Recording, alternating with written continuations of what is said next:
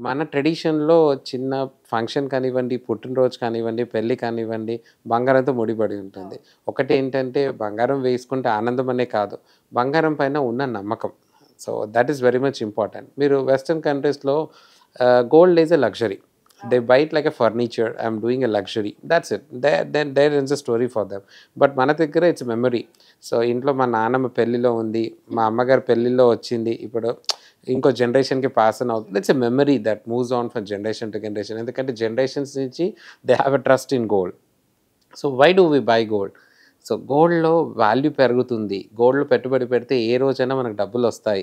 అది మనతో ఉంటే ఎప్పుడో ఉన్న ఆనందం. అది లక్ష్మి అని పూజలో కూడా పెడతాం. లక్ష్మి దట్స్ ద అంటారు. Main thing. అంటే బంగారం అనగానే బంగారు ఆభరణాలు వేసుకొని ఆనందపడడమే కాదు, ఎప్పుడు కష్టకాలం వచ్చినా అది మనల్ని ఆదుకుంటుంది. బంగారంలో పెట్టుబడి అనేది ఒక సేఫ్ పెట్టుబడి అనే ఒక నమ్మకం ప్రజల్లో ఉంది. దట్స్ ద రీజన్ ఎప్పటినుంచో they start putting up in gold. So, Indian tradition is always connected with the gold and a very big impact to India.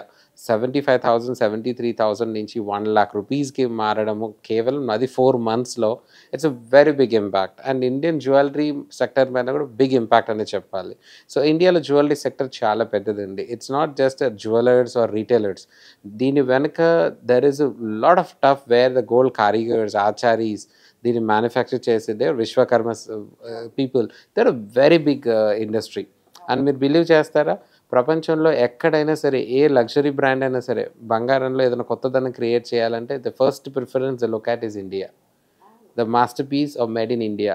మన దగ్గర ఎంత చక్కటి క్రియేటివ్ వర్కర్స్ ఉన్నారంటే nothing a machine can't do it. Masterpiece first create చేయాలంటే మన ఇండియానే. మన వాళ్ళ దగ్గరనే చేయగలుగుతారు కానీ లేదు.